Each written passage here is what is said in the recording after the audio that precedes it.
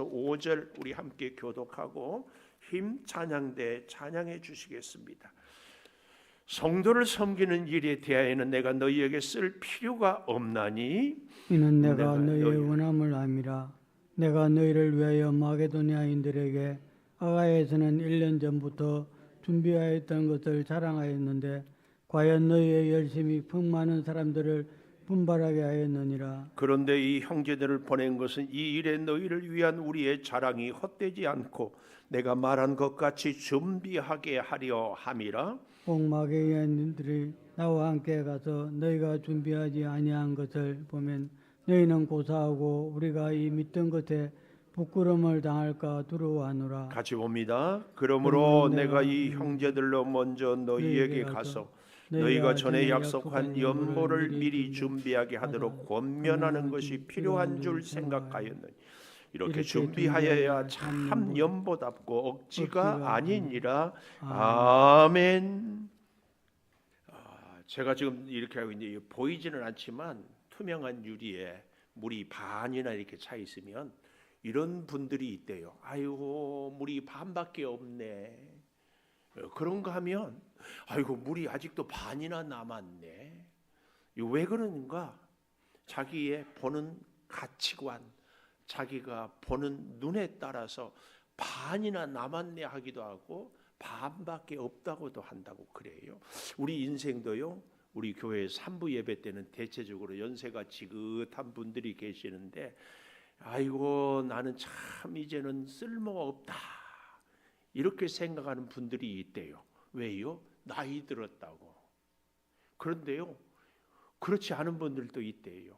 젊은 사람들을 향하여서도 나는 젊어도 보았고 나이도 들어봤다. 너희들은 아직 나이 못 들었지. 그러니까 내가 그동안 배웠던 경험, 지식을 통하여서 도움을 줄 수 있다. 이렇게 자신에 대해서 아주 감사하고 멋지게 사는 사람이 있는가 하면 나는 어디를 가도 아무짝에도 쓸모없다. 자기 비하, 자기 일을 불쌍히 여기는 이런 사람들이 있대요. 여러분 그런 생각을 해보았나요? 제가 이제 우리 그 동기 목사들하고 목사님들하고 만나는데 한 친구가 그런 얘기를 해요. 자기가 정말 존경에 맞이하는 훌륭한 선배 목사님이 계셨대. 근데 이 목사님은 빈 팀이 없어. 하나에서 10까지. 참 우리 목사님들은요 목회를 하다 보면은 팔방미인이 돼야 돼. 100가지 중에서 99가지 잘하고 한 가지 잘못하면 그것 때문에 아주 힘들어요. 근데 이 목사님은 100가지 중에서 100가지를 다 잘하는 거예요.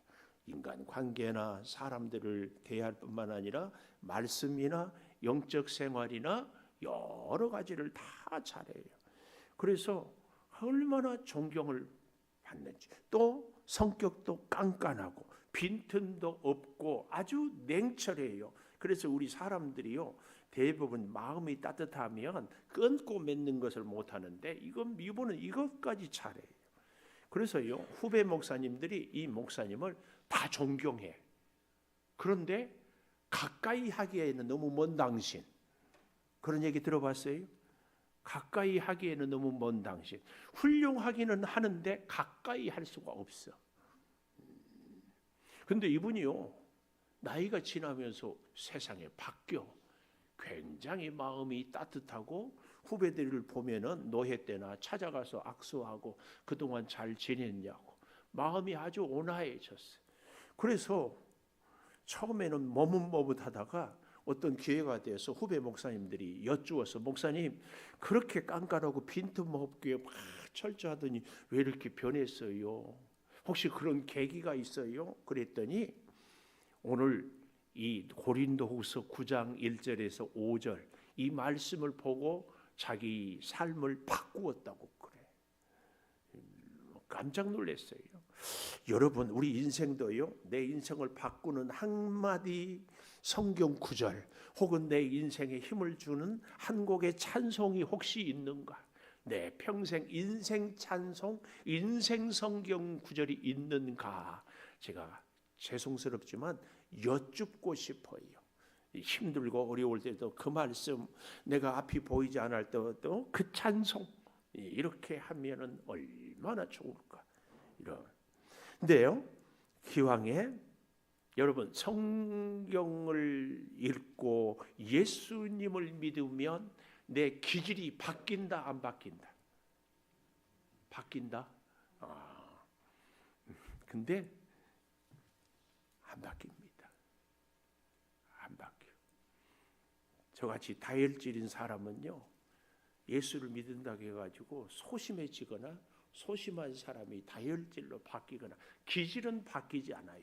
그런데요, 기질이 바뀌지 않음에도 불구하고도요, 어떤 외부적인 사건 사고 혹은 어떤 환경, 어떤 사람들에 대한 이런저런 것들에 대한 것이 내가 응답이라고 해도 좋고 반응이라고 해도 좋건데요, 이것은 얼마든지 바뀌어야 되고 바뀔 수 있다.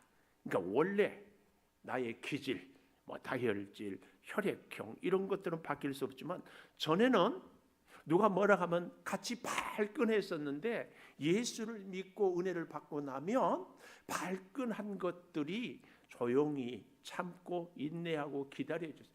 그래서 내 태도가, 반응이 바뀔 수 있다, 이거예요. 예를 들어 보면 성경의 모세, 나이 40에 최고의 애굽의 문물, 그러니까 학문과 무예와 리더십을 다 배웠어요. 그런데 어렸을 때 어머니 요게벳으로부터 너는 이스라엘 백성이고 하나님의 사람이다, 민족을 구원해야 한다, 이 가르침 때문에 잊지 않고 자기 백성을 사랑하고 민족을 구원하려고 하는데, 나가 보니까 애굽 사람이 이스라엘 사람들을 괴롭히는 거예요. 그때 어땠어요? 주위를 둘러보니까 사람이 없어. 그래서 그 모세가 배웠던 최고의 무예로 이 애굽 사람을 어떻게 했어요? 때려서 죽였어. 묻어버렸어요. 그 다음 날 또 가니까 이제는 이스라엘 사람들끼리 싸워요. 그래서 너희들이 왜 그러냐 그러니까, 왜? 그 뭐 하는 사람. 어제는 애굽 사람 죽이고 오늘은 나 죽이려고. 모세가 놀래가지고 소문난 줄 알고 미디안 광야에 40년 가서 있다가 하나님이 모세 떨기나무에서 모세를 부르잖아요. 그래서 백성을 10가지 기적과 홍해를 건너고 만나와 메추라기를 먹고 이렇게 해 오는데, 그 과정에서 모세가 하나님의 십계명을 받으려고 시내산에 올라갔더니 그 잠시를 못 기다리고 백성들이 아론을 부추겨 가지고 금송아지를 만들잖아요.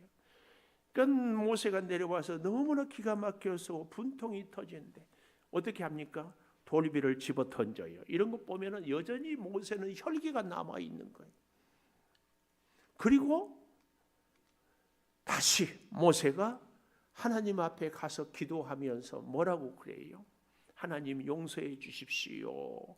그랬더니 하나님이 용서할 수 없다. 너도 보지 않았니? 지금까지 데려오면서 그렇게 내가 만나와 메추라기를 구름기둥 불기둥으로 홍해를 건너고 다 해줘도 도저히 불가능하다. 이제는 이스라엘 백성들 다 전멸시키고 모세 너로 인하여서 새 백성을 만들겠다. 그랬더니 모세가 뭐라고 그래요? 하나님, 여기서 이스라엘 백성을 죽이면 하나님이 능력이 없다고 애굽 사람들이 조롱할 것입니다. 주변의 이방 사람들은 하나님께서 이스라엘 백성을 여기 광야에서 죽이려고 여기까지 데리고 왔다고 할 것입니다. 죽이지 마십시오. 정 죽이고 싶거든 차라리 저를 생명록에서 제하시고 저를 죽이십시오. 모세가 그렇게 기도해요. 그 젊었을 때 같으면 이런 반응, 이런 응답 나올 리가 없거든요. 근데 하나님을 깊이 만나고 자기 자신의 한계를 보면서 이스라엘 백성들을 위하여서 자기 생명을 바치며 기도하는 거예요. 그때 성경에는 나와 있지 않지만 모세의 그 기도 때문에 하나님도 울고 모세도 울고, 그래서 하나님이 기도 응답을 하잖아요. 20세 이상은 다 광야에서. 왜요? 애굽의 문화 젖어 있기 때문에. 그리고 20세 이하는 가나안 땅에 들어가게 하겠다. 그렇게 하잖아요. 어디 모세뿐입니까? 바울 같은 경우에도요, 바울은 대단히 과격하고 일 중심이었고 특별히 학문이 출중했기 때문에 굉장한 논쟁을 탁월하게. 그래서요 사도행전에 읽어보면 아테네에 지금 거기 가니까 지식 공부를 많이 하는 사람들이 많고 별별 우상들이 다 많아요. 그래서 물 만난 고기처럼 만나는 사람들마다 논쟁을 해가지고 다 이겨요. 다 이겨. 그런데 전도가 안 돼요. 그래서 그가 아덴을 떠나서 고린도에 가서는 내가 예수 그리스도의 십자가 외에는 모든 것을 배설물로 여기겠다. 그렇게 합니다. 그뿐만이 아니에요. 바울은요 사실은 은혜를 입고 선교를 하면서도요 성령이 충만한 가운데서도요 자기의 기질이 바뀌지가 않았어요. 그래서 우리가 잘 아는 것처럼 선교 여행을 1차 가는데 중간에 마가 요한이 돌아왔잖아요. 그래서 이제 안디옥 교회에서 바울과 바나바가 선교 여행을 보고를 하는 거예요. 이런 은혜가 있었고 이런 하나님의 능력이 있었고, 그러니 그 보고를 들으니까 안디옥 교회가 은혜가 충만한데 그 중에 누구도 있었다? 마가도 있었어요. 마가는 중간에 돌아왔지만 괴로웠어요. 그래서 두 번째 전도 여행을 간다고 할 때 마가의 삼촌이 바나바 담임 목사님이었어요. 바울은 사실은 누구도 인정하지 않는데 바나바 담임 목사님이 안디옥 교회 혼자 할 수 없으니까 다소 자기 고향에 내려가 있는 바울을 데려다가 부목사로 세웠어요. 그러니까 목회의 생명의 은인이 누구예요? 바울에게 있어서는 바나바예요. 그러니까 마가가 부탁하니까 바나바는 늘 사람을 품는 따뜻한 사람이었거든요. 그래서 어떻게 합니까? 그래, 알았다. 다시는 실수하지 말고 가자. 오케이. 그랬는데 바울 목사가 안 됩니다. 바울은요 얼마나 과격했든지 한 번 용납을 할 수가 없어. 어느 정도였어요? 바나바 담임 목사님과 바울 부목사님이 대판 싸워. 우리는 어때요? 싸울 수도 있고 감정이 상할 때도 있지만 하루 이틀 지나면 다시 내가 생각이 짧았습니다. 아, 그래야 되는 거 아니에요? 아멘 안 하네? 그래야 되지. 아니 부부도 그렇잖아요. 그리고 우리 성도들도 찬양대도 싸웠다가 한두 주 지나면 미안해요 집사님, 내가 생각이 짧아서. 아니에요, 제가 잘못했어요. 그래야죠. 아멘. 아멘 좀 해요.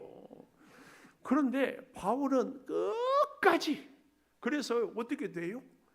바나바 선교팀은 구부로로 따로, 바울 선교팀은 또 다시 이렇게 갈라지기까지 했어요. 거기다가요 갈라디아에서 보면 바울은요 한 번은 대선배고 사도인 베드로가 이렇게 와서 식사를 이방인들과 하다가 예루살렘 교회에서 갑자기 유대인들이 와요. 유대인들은요 절대로 이방인과 식사를 하지 않는 것이 철칙이에요. 지금도 아주. 그런데 이방인들과 같이 식사를 하다가 예루살렘 교회에서 성도들이 온다고 그러니까 입 닦았어요. 뭐예요? 밥 안 먹은 척 한 거예요. 바울이 보니까 이건 위선이거든요. 그리고 어떻게 그럴 수가 있느냐. 그것도 대사도가. 그래서요 대놓고 베드로 사도요 어쩌면 그럴 수가 있습니까? 그걸 얘기만 하고 말지 그걸 또 갈라디아서까지 기록해가지고 2000년이 지난 우리까지 베드로는 이방인하고 밥 먹어놓고는 안 먹은 척했다. 이 부끄러운 것을 다 알게 할 정도가 누구였어요? 바울이었어요. 바울. 그런데요 바울이 마지막 쓴 책이 디모데후서예요. 디모데후서에 쭉 보면은 바울이 마지막에 디모데에게 너는 어서 오너라. 내가 지금 감옥에 갇혀 있다. 이 추운 겨울이 오기 전에 꼭 와닿고 올 때는 가죽 종이에 쓴 책, 우리로 말하면 성경, 그리고 외투를 좀 가져와라. 내가 너무 춥다. 인간적인 연약함, 나이도 지긋하고. 그러면서요 기가 막힌 얘기를 한마디 해요. 올 때는 꼭 마가를 데리고 와라. 마가 때문에 담임 목사님 바나바와 끝까지 싸웠는데 지나고 보고 세상을 보고 인생을 살아보니까 야, 내가 너무 과격했구나. 이 마음이 따뜻함으로 온화함으로 용납하여 짐으로 바뀌는 거예요. 여러분, 우리는 기질은 바뀔 수가 없지만 뭐는 바뀌어야 된다? 이 사건과 사람과 인생에 대해서 나의 응답은 좀 바뀌어야 돼요. 이걸 오늘 본문이 우리에게 가르쳐주고 있다, 그 말씀이에요. 지난주 말씀을 보면은 은혜로 동행하라, 함께 동행할 수 있는 사람은 어떤 사람인가 했을 때 간절함이 있는 사람, 선한 일에 힘쓰는 사람, 그리고 검증에 합격한 사람, 이런 사람들입니다. 근데요, 잘 한번 우리가 생각을 해 보았으면 참 좋겠습니다. 오늘 우리가 이 본문은요, 결과가 아닌 그들의 마음의 동기, 왜 이런 일을 하려고 했는가, 이걸 얘기하고 있어요. 그래서 오늘 본문 2절에 보면 이렇게 얘기하고 있어요. 너희의 원함을 안다. 이게 무슨 말인가 하면은 고린도 교회 성도들의 너희들의 마음을, 너희들의 진심을 안다, 그 얘기입니다. 2절에 보면 아가야에서는 1년 전부터 준비했다는 것을 자랑했다. 이 아가야 지방은 마게도냐에 있는 이 고린도 교회가 아닌 이 빌립보 교회나 데살로니가 교회나 이런 교회들에게 가서 바울이 선교 여행을 다니면서 자랑을 했어요. 뭘 자랑했어요? 야, 예루살렘 교회가 큰 흉년이 들었다고 얘기했더니 고린도 교회가 그러면 우리가 저들을 위한 사랑의 구제, 연보, 헌금을 합시다 결정을 하고 작정을 했다. 이 얘기를 빌립보 교회나 데살로니가 교회가 하니까 그래요? 그러면 우리도 해야 되겠네요. 그리고 이미 빌립보 교회나 다른 교회들은 예루살렘 교회에 구제 헌금을 보냈어요. 그런데 정작 처음 그 마음을 갖고 다짐을 했던 고린도 교회는 분쟁이 생기고 여러 가지 문제가 생겨서 1년이 지나도록 아직 구제 헌금을 보내지 못했어요. 이럴 때 대부분의 많은 경우에는 뭐라고 그래요? 말만 하고 아직 헌금도 하지 않고 이게 뭐냐? 우리 그럴 수 있어요. 제가 이 말씀을 보면서 회개를 많이 했어요. 우리 찬양대 맨날 주일마다 찬양대 한번 불러야 돼. 찬양대 새벽기도 하고 싶지요? 안 하고 싶어요? 나온다고 대답하지요? 내일 아침부터 꼭 올게요. 그런데 내일 아침에 나온다 못 나온다? 못 나와. 그것이 하루, 작년에도 그렇고 3년 전에도 그랬어. 그러면 제가 뭐라고 그래요? 말만 하고 나오지도 않는다고 구박한다. 그래서 내가 스스로 내 별명, 아이고 인간아, 구박 목사야. 너는 구박 목사. 맨날 구박만 한다. 이게 그러면은요, 여러분 마음이 다 다쳐버려. 그래서 제가 설교 준비하면서 회개를 많이 했어요. 하나님, 새벽기도 안 나온다고 말만 했다고 아이고 신앙생활을 그따위로 해서 되겠냐고 이렇게 제가 했거든요. 하나님께 회개하고 우리 찬양대에도 용서를 구해요. 괜찮아요? 용서해 주세요. 용서해 줘. 사랑하는 여러분, 오늘 지난주에는 우리가 함께 할 수 있는 사람들에 대한 얘기라면 오늘 이 본문은 선배 목사님이 그렇게 이 본문이 자기 인생을 바꾸었다는 얘기는요, 마음을 만지는 법을 가르쳐 주는 거야. 오늘 본문이 마음을 만지는 법. 이게 뭐예요?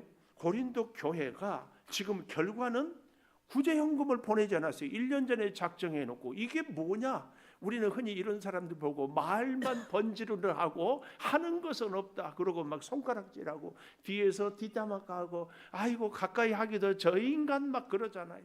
이미 끝내버리는 거예요, 마음에서. 근데 바울은 그러지 않았어요. 너희가 1년 전에 그런 마음을 가진 누구보다도 먼저 예루살렘 교회를 향한 사랑이 있는 너희들이다. 그 좋은 마음을 나는 지금도 기억한다. 그 얘기예요. 너희의 그 원함을 안다.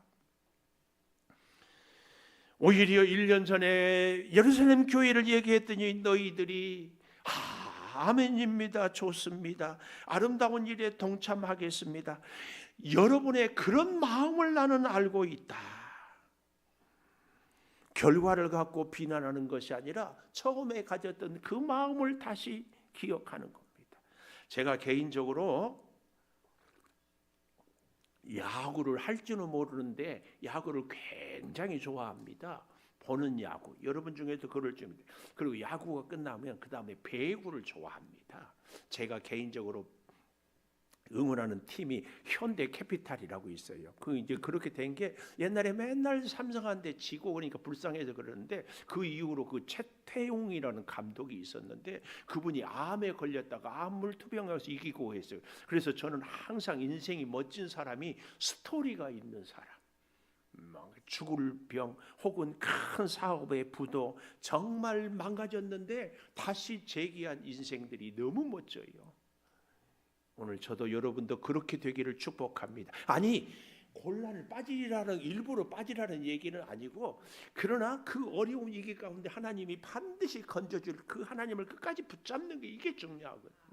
근데 그 현대캐피탈에 어제 대한항공하고 1등, 2등을 하고 있는데 현대 감독이 블랑 감독이라 프랑스 세계적인 감독인데 이야 작전 타임이 잠시 있거든요. 밀리고 그러면 하는데 잘 못한 선수가 있잖아요. 너 왜 그랬어? 이런 말을 절대로 안 한대. 그러면 어떻게 무슨 얘기를 하냐? 그 윤봉우 해설위원이 하는데 블랑 감독은 지금이 이런 타이밍이니까 저쪽에서 누구 공을 주면은 이쪽에서 받고 그리고 어떻게 하면은 브로킹이라고 하는 어떻게 해야 되고 이것만 얘기한대. 지나간 것을 얘기하지 않고 앞일에 되어질만 얘기를 한대. 지금 당장 해결해야 될 문제만 얘기를 한대.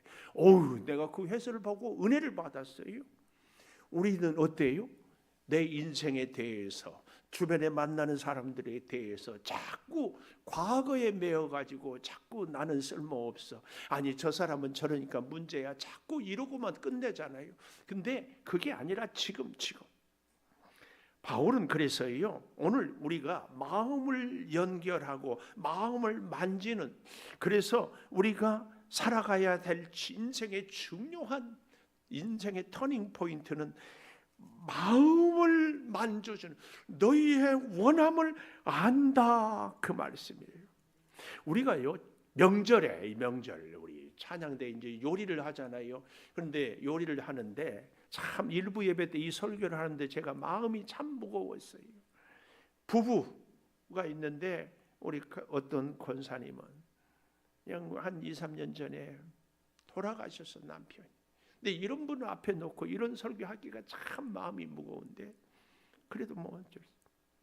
남편을 위해서 우리 찬양대원이 이번에 요리를 좀 하려고 했어요. 그래서 당신 올해는 이번에는 내가 실력 발휘하겠습니다. 그런데 이게 웬걸 어떻게 됐어요? 어떻게 하다 보니까 간도 안 맞고 그냥 태워버려가지고 영 요리가 그래요. 그랬더니 그 남편이 그러면 그러지 자네가 뭘 할 줄 알아? 아이고 내 그럴 줄 알았다. 아들한테 아들아 컵라면이나 가져와라 끓여 먹자. 이래버리면은요 다시는 못 얻어먹어요. 그럼 어떻게 해야 돼요? 아이고 비록 태우기는 했지만 그래도 당신의 그 마음 그 정성이 어쩌면 이렇게 그러고 먹으면서 아이고 참 맛있네 고마워 그 사랑이 여기에 뚝뚝 떨어지네 그러면 또 얻어먹어요. 며느리 혹시 있는 분들 계십니까? 며느리한테 전화 받습니까? 거의 전화가 잘 안 와요. 저도요. 근데 전화 오면 아이고 어쩐 일이냐 참 별일이네 해가 동쪽에서 뜨는지 서쪽에 뜨는지 모르겠네 뭘 나한테 뭘 좀 뭐 아쉬운 거 할 거 있어 이러면은요 다시는 전화 끝이에요. 그런데 전화 받자마자 아이고 우리 애기가 전화됐네 애기 목소리 들으니까 내가 비타민 먹는 것보다 더 힘이 난다. 예, 아멘 나오시 그런 분들에게 은혜가 있을 줄 믿습니다. 그러면은요 전화 또 와요. 명절에 뭐 사오잖아요. 돈도 없는데 뭐 달아 사왔냐? 이거 나한테도 많이 있다. 그러면은 끝이야. 사오면은 아이고 그 자리에서 뜯어 이렇게 맛있는 걸 이렇게 좋은 것을 나한테 사왔네. 아이고 고맙다. 바로 그 자리에서 먹어보고 그 자리에서 입어. 이야 우리 며느리 때문에 내가 오늘 아주 기분이 좋다. 그러면 또 얻어 먹어요. 기분 좋게 해주면 또 얻어 먹어. 이겁니다. 마음을 알아주는 거. 예수님이요 신앙생활은 제가 참 많이 그랬는데 결과를 보고 아이고 말만 새벽기도 한다고 하지 말만 봉사한다고 하지 안 하네. 아이고 믿을 수 없어요. 끝이야. 내 마음에서 지워야지 기대도 하지 말자. 이러고 목회를 해. 그러니 무슨 목회가 되겠어요? 그러지 않아요. 이 말씀을 준비하면서 오늘부터는요 결과가 아닌 그의 마음의 동기 그 마음을 가졌던 그 마음을 우리가 예수님이요 겟세마네 동산에서 이제 날이 새면 십자가에 죽을 줄 아는 거 기도하잖아요. 땀방울이 핏방울이 되도록 할 수만 있으면 네 잔을 내게서 지나가. 아버지. 그런데 혼자 기도하는 것이 아니라 제자들을 데리고 갔어요. 제자들을.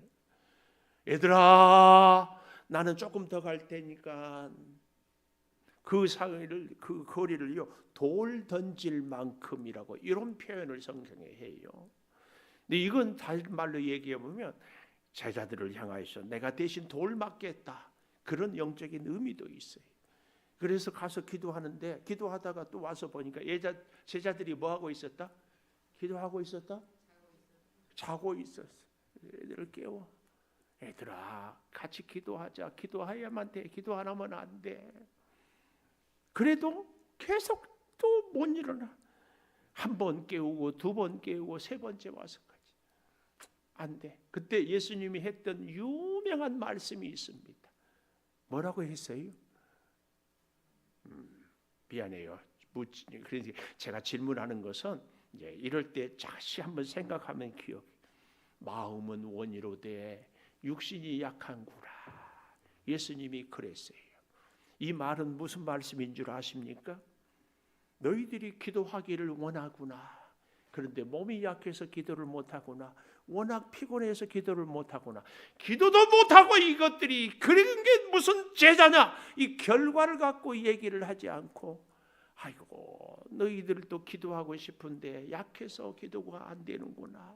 마음은 원이로되 육신이 약하도다. 근데 이 예수님의 말씀을 갖다가요 내가 나를 향해서 이렇게 얘기하는 이것은 핑계예요.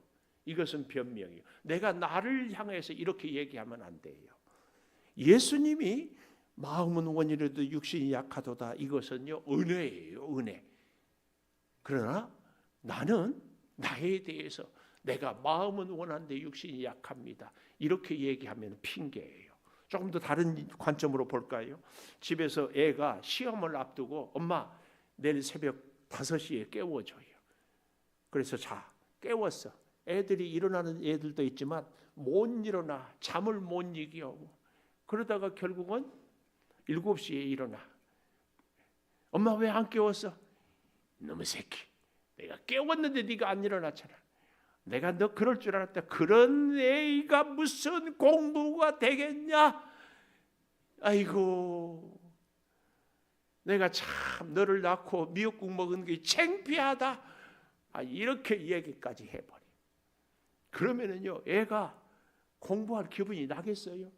시험 부담도 있지만 기분이 찝찝해가지고 학교 시험 보러 가는 거죠. 그런데 그런 아들을 보고도 7시에 일어났지만 아이고 새벽에 깨웠더니 못 일어났는데 얼마나 피곤하고 힘들면은. 그리고 애가 좋아하는 계란 후라이에다가 반찬 잘해주고서 오늘 또 먹고 가서 시험 잘 보고 오느라 엄마가 은하게 화이팅! 할렐루야! 그러면은요 애가 얼마나 용기를 갖고 시험장에 갈까 그 얘기예요.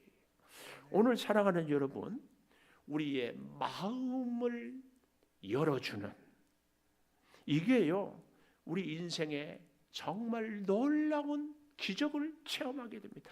아니 제가 늘 말씀드리잖아요. 신앙생활은 예수님을 닮아가는 것이지 내가 어떤 결과를 내는 것이 아니에요. 그런데 우리는 자꾸 결과만 갖고 얘기를 해요. 예수님을 닮아가는 가장 중요한 것이 예수님의 이 마음부터 배우는 겁니다. 사랑하는 여러분, 우리의 인생이 과연 무엇이 나에게 있는가를 잘 한번 새겨보십시오. 그런가 하면은 두 번째 3절과 4절에 보면 이렇게 얘기를 하고 있어요. 자랑이 헛되지 않게 하라. 고린도 교회를 바울이 참 자랑했어요. 가는 곳마다. 그런데 1년이 지나도록 하지를 못했거든요. 이런 일들에 대하여서 바울은 고린도 교회를 향하여서 내가 너희를 빌립보 교회에서 마게도냐 지방에서 자랑했던 것이 내가 입이 부끄럽다, 내가 창피해서 고개를 못 들고 다니겠다, 이렇게 판단하고 정죄하는 것이 아니라 너희들의 1년 전에 그 마음을 나는 기억하고 너희들은 누구보다도 먼저 결심했던 그런 사람들이다, 이걸 자랑을 했어요. 그러면서 이 자랑이 헛되지 않기를 원한다, 그 얘기입니다. 오늘 사랑하는 여러분, 나이가 들면은요 어디를 가든지 환영을 못 받는다고 그래요. 근데 제가 오늘 연세가 좀 있다고 생각하는 분들은 꼭 기억하십시오. 어디를 가든지 환영받을 수 있는 비결이 있어요. 그게 뭐예요? 덕을 세우면 돼요. 덕을. 탈무드에 보면은 덕을 설명하고 있는데, 덕은 다른 사람의 장점을 보고 얘기해 주는 것이 덕이라고 그래요. 다른 말로 칭찬이에요. 칭찬. 연세가 들수록요 어디를 가든지 누구를 만나든지 그 사람의 약점을 보고 문제점을 보고 지적질을 하면은 잔소리예요. 그런 사람들은 어디를 가든지 환영받지 못해요. 그러면 반드시 외톨이가 됩니다. 집안에서도요, 부부 사이에서요, 뭐 이러고 저러고 하면은요 외톨이. 저는 연세 들을수록 혼자 그렇게 잘난 체하고 외톨이 정말 불쌍해요. 우리 그렇게 살지 맙시다. 아멘 하세요. 그렇게 살지 맙시다. 그렇게 안 살려면 어떻게 해야 돼요? 장점을, 칭찬을 지지하고 격려하고. 아까 며느리나 학교 다니는 아들한테나 했던 얘기가 다 같은 일맥상통이에요. 나의 자랑이 헛되지 않게, 나의 칭찬이 아이고 잘못 봤어요 이게 아니라 진심, 칭찬이. 나이가 들면은요 정말 만나는 사람들마다 장점을, 좋은 점을 세워야 해요. 여러분 그런 얘기 들어보셨죠? 삼국지에 보면은 칼을 잘 휘두르는 장비, 관우 뭐 대단하잖아요. 그런데 이 관우와 장비를 용장, 용맹스러운 장군이라고 할 수 있어요. 그런데 이 사람들이 결국은 누구의 전략 전술에 따라가요? 제갈공명. 그래서 그런 말이 있어요. 용장은 지장을 이기지 못한다. 지장이 누구예요? 지혜 있는 장수. 그런데 그 지장은 또 누구를 이기지 못한다? 덕장, 덕이 있는 사람. 지혜는 혼자 탁월하고 머리가 좋고 정말 잘하는데 그 사람을 이기는 사람은 덕이 있어서 이 사람도 품고 저 사람도 품고 이렇게 저렇게 다 품을 수 있는 사람이 진짜 힘 있는 사람. 오늘 우리가 연세가 들었다, 다른 것은 다 잊어버려도, 다른 것은 다 없어도 덕은 있어야 돼. 덕 있게 삽시다. 덕을 세우는 게 뭐라고요? 다른 사람을 칭찬하고 다른 사람의 좋은 점을 보고 자꾸 얘기해. 그래서 안 좋은 것은 눈 감고, 사람마다요 다 장단점이 있어요. 목사예요. 제가 목사. 근데 저한테 맨날 이것은 이래야 되고 저것은 저래야 되고 이건 이렇게. 그래서요 저희 부끄러운 고백인데요, 우리 윤신자 사모한테 금기어가 있어요. 다른 목사님들은 사모한테 다 피드백 받고 그런다는데 저는 절대로 못하게 해. 설교를 이렇게 해라 저렇게 해라, 설교가 이거 잘했다 못했다 그러려면 네가 해라. 내가 그래 못하게 해. 안 그래도 내가 못한 줄 잘 알아요. 설교에 대해서 자신 있는 목사가 어디 있어요? 늘 두렵고 늘 긴장하고 그렇게 해도 또 못해요. 뭐 여러 성도님들은 목사님 말씀이 은혜가 됐다고 하는데 그건 성령님께서 주시는 감동의 은혜지 제가 잘해서겠습니까? 사람을 대할 때도 저는 마찬가지로 봐요. 어떤 사람이든지 장단점이 다 있는데 은혜가 있는 사람은 좋은 면을 보는 거예요. 은혜가 없는 사람은 지적질할 것만 보여요. 그러니까 우리가 덕이 있는 사람인가 잔소리꾼인가는 딱 여기서 구분이 돼요. 좋은 면을 볼 수 있고, 그래서 그것을 칭찬하고, 그래서 그렇게 살아갈 수 있어요. 그러면은요, 며느리도 어머니 그럴 거예요. 이번 명절에 지금부터 생각을 잘 해보십시오. 우리 아들, 딸, 며느리, 손자, 손녀 다 꼭 용돈, 복돈 준비도 해야 되고 덕담도 꼭 준비해야 돼요. 준비. 제가 왜 이 준비를 얘기하는 줄 아세요? 세 번째, 5절에 보니까 준비를 권면을 하라고 해요. 여러분, 우리 목사들도요, 누가 설교 잘한 줄 아세요? 준비하는 만큼 성령도 같이 비례해요. 준비 안 하면 성령도 역사를 안 해요. 누가 실력이 있어요? 시험 보는 학생이 시험 공부를 준비를 잘해야 실력이 있지. 사업도요, 누가 잘하겠어요? 준비를 잘하는 사람. 운동선수도요, 준비, 동계훈련 잘 해야 돼요. 그래서요, 그 사람의 능력은 준비가 능력이에요. 사람을 만날 때도 준비를 하고 만나는 사람과 무턱대고 만나는 사람은 차원이 달라요. 아니, 이 시간에 예배를 올 때에도요, 오늘 아침에 오늘 무슨 옷을 입고 가지? 이렇게 하고, 오늘 헌금 뭐 있나? 뒤죽뒤죽 하는 분하고 한 주일 전부터, 아니 한 달 전부터 나는 이번 설 명절에는 어떻게 하나님께 감사할까 생각하고 드린 것. 사람을 만날 때도 그렇다니까.